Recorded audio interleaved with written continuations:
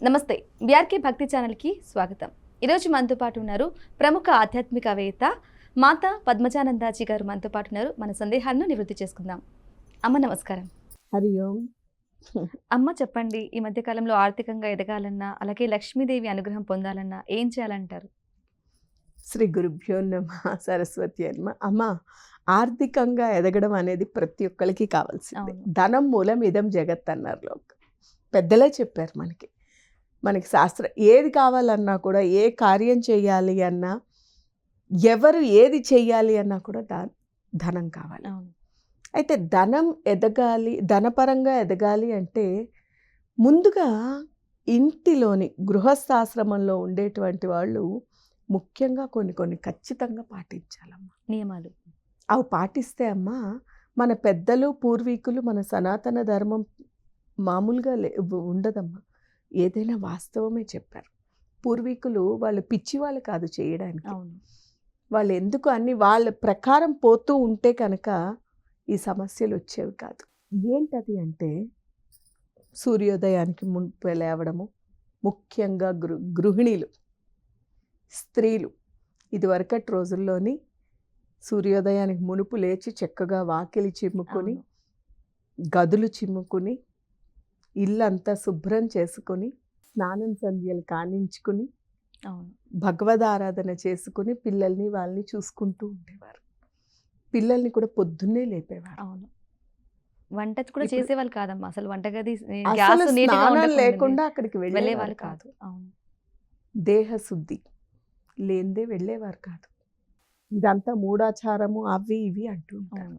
అలాగే లేవడానికి కూడా పొద్దున్నే లేవమంటే మీరు చెప్తారు మీకేంటి, మేము అంటే బిజీగా ఉన్నాం, వర్క్కి వెళ్ళొచ్చాం, మేము రాత్రి ఎంత టైం అయినా ఉండడానికి ఇష్టపడతారు. పొద్దున్నే లేవమంటే లేవరు. ఇవన్నీ ఏంటంటే రాక్షస గుణాలు అంటారు.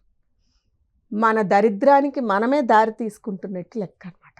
ఎప్పుడైనా వీలైనంత వరకు అది ఎవరైనా కానీ ఎర్లీ టు, మనకి ఇంగ్లీష్లో కావచ్చు ఎక్కడ చూసినా ఉంది అది. అవును. Early to bed early to rise అన్నారు. అవును. అంటే పడుకోవడం త్వరగా పడుకో, లేవడం త్వరగా లే. ఆరోగ్యపరంగా బాగుంటుంది, ఇల్లు అంతా ప్రశాంతంగా ఉంటుంది. ఎప్పుడైతే ఇవి రెండు ప్రశాంతంగా ఉంటాయో ఆటోమేటిక్ లక్ష్మీదేవి వస్తుంది. అవునా? అవును. ఇది ముఖ్యంగా పాటించాలి.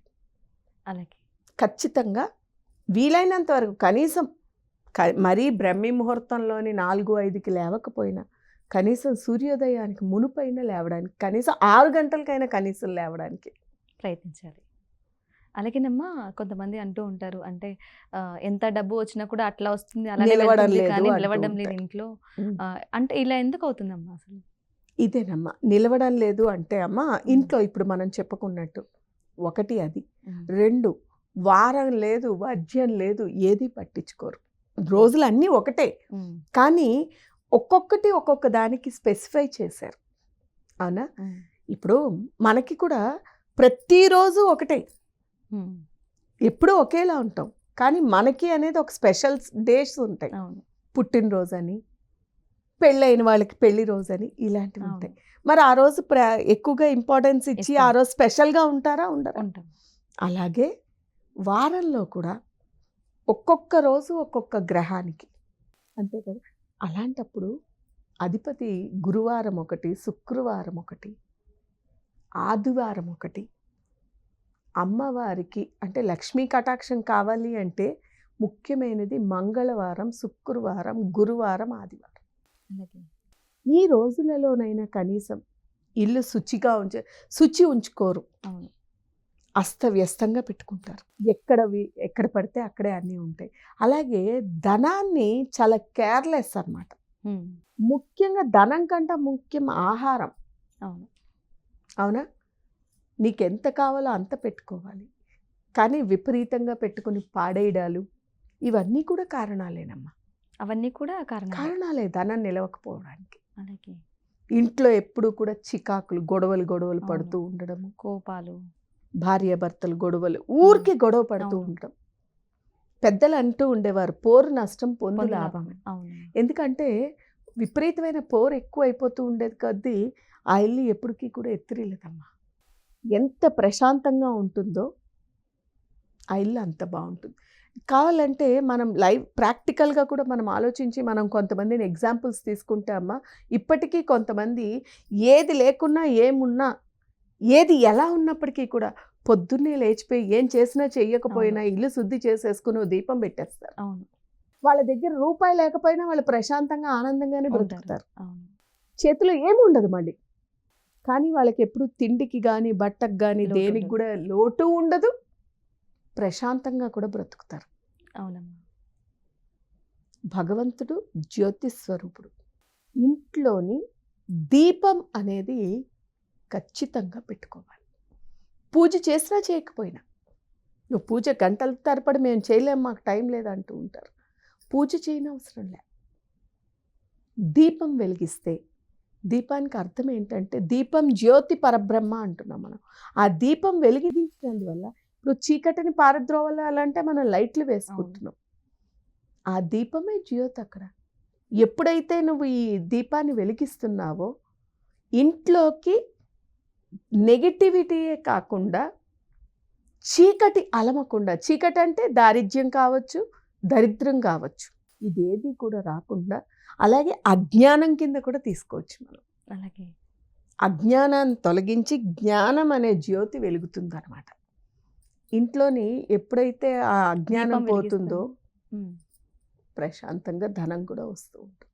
అలాగే అలాగే సింపుల్గా ఎప్పుడూ కూడా ఇంట్లోనే పొద్దున్నే ముందు ఇల్లు ఊడ్చుకోవడము. అలాగే చాలామందికి చాలా పెద్ద చెడ్డ అలవాటు ఉంటూ ఉంటుంది. వెళ్ళి గుమ్మం మీదే నించుంటారు. అది కూడా చాలా తప్పు. మనం సింహద్వారం అన్నాం. మన ధర్మంలోని సింహద్వారానికి చాలా ప్రాధాన్యత ఉంది. చక్కగా దానికి పసుపు రాసి బొట్లు పెట్టడము ఇలాంటివి చేస్తూ ఉండడం వల్ల ఖచ్చితంగా ధనం నిలుస్తుందమ్మా. అలాగే ముఖ్యంగా గృహస్థ ఆశ్రమంలో ఉండేటువంటి గృహిణులు చక్కగా నవ్వు మొహంతోని పొద్దున్నే చక్కగా శుభ్రంగా, అలాని ఏదో తయారులు అయిపోవాలి మేకప్లని కాదు అక్కడ అర్థం. శుచిగా శుభ్రంగా ఉండి చక్కగా బొట్టు పెట్టుకుని, భగవంతుని బొట్టు పెట్టుకొని కుంకుమ పెట్టుకొని ఒక్క నమస్కారం నవ్వుతూ ఆ ఇంట్లో తిరుగుతూ ఉంటే వద్దన్న లక్ష్మీదేవి వస్తూ ఉంటుందమ్మా. అలాగే దరిద్రం అనేది ఆ ఇంట్లో ఉండదు. అలాగే అందుకే పెద్దలు ఇదివరకు అంటూ ఉండేవారు, ఇంటి ఇల్లాలని బట్టి చెప్పచ్చు, అవును. ఇల్లుని చూసి ఇల్లాలని చూడండి అనేవారు. ఆ తల్లి ఆ ఇంటి ఇల్లాలిని అంటే స్త్రీకి అంత ప్రాధాన్యత ఇచ్చేవారు. ప్రతి ఇంట్లో గృహలక్ష్మి, లక్ష్మి ప్రత్యేకించి ఎక్కడో లేదు, గృహలక్ష్మి అన్నాం. అంటే గృహంలో ఉండేటువంటి ఆ స్త్రీ లక్ష్మితో సమానురాలు. ఆమె మొత్తము ఏమంటారు స్నానాలు లేకుండా ధ్యానాలు లేకుండా, లేకపోతే ఎప్పుడు ఈశ్వరో వాసుదేవ అని ఉంటూ ఏడ్చుకుంటూ ఉంటే ఆ ఇల్లు ఎత్తిరిల్లమంటే ఎలా అవును. ఎత్తిరిల్లుతుంది? అవునమ్మా. అవునా? ముందు అది పాటించాలి. అలాగేనమ్మా, ఒక బీఆర్కే న్యూస్ ప్రేక్షకులకి ఒక మంత్రోచ్చారణ చెప్పండి.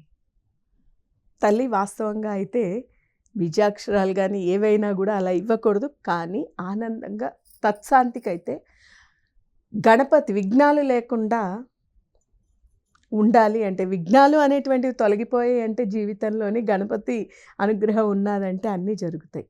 ఏమి లేకపోయినా గం గణపతి ఏ నమః లేదా గణపతి దేవాయ నమః, ఓం నమ శివాయ, అలాగే గణపతిది చేసుకుంటే కూడా గం గణపతి ఏ నమః అనుకుంటూ చేసుకుంటే విఘ్నాలు తొలగి లక్ష్మీ కటాక్షం లభిస్తుంది తల్లి, ఖచ్చితంగా లభిస్తుంది. లేదా శ్రీమాత్రే నమః, అలాగేనమ్మా. ఏది చేసుకున్నా కూడా భగవద్ అనుగ్రహం ఖచ్చితంగా లభిస్తుంది తల్లి. చాలా సంతోషం అమ్మా. ధన్యవాదాలు. హరి ఓం తత్సత్.